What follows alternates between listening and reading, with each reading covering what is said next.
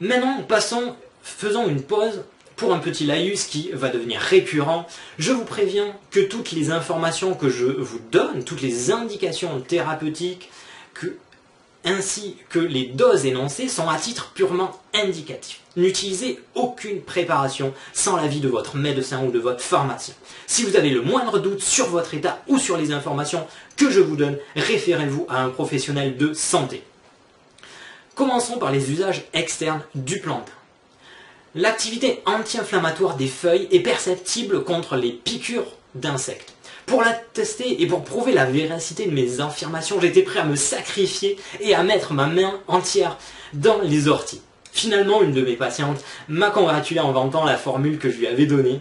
Donc, il suffit de broyer ou de mâcher des feuilles et de les appliquer directement sur la piqûre. La douleur s'envolera et ira peut-être courir après le moustique qui vous a piqué. Il est également possible d'utiliser les racines pour concocter des cataplasmes anti-inflammatoires. Soulager la douleur va être la deuxième propriété de la plante. Pour cela, plongez des feuilles dans l'eau chaude pendant quelques minutes, 2 à 3 minutes, et appliquez-les directement sur la zone douloureuse pour un soulagement assez rapide. Vous pouvez également l'utiliser pour relaxer vos pieds après une longue marche. Pour cela, broyez encore des feuilles dans du vinaigre.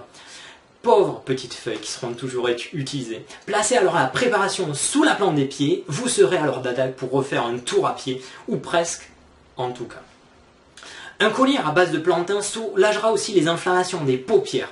Par contre, surtout, n'utilisez pas le plantain pour cette indication. Laissez votre pharmacien vous donner ce qu'il faut. Il existe déjà de nombreux colliers à base de plantain pour calmer les irritations des yeux. Mais je vous en prie, ne préparez pas vos colliers seuls. Vos yeux sont fragiles, préservez-les. Le plantain s'emploiera également pour calmer les maux de ventre. Il suffit de positionner du sucre tiède de feuilles sur le ventre, directement sur le ventre.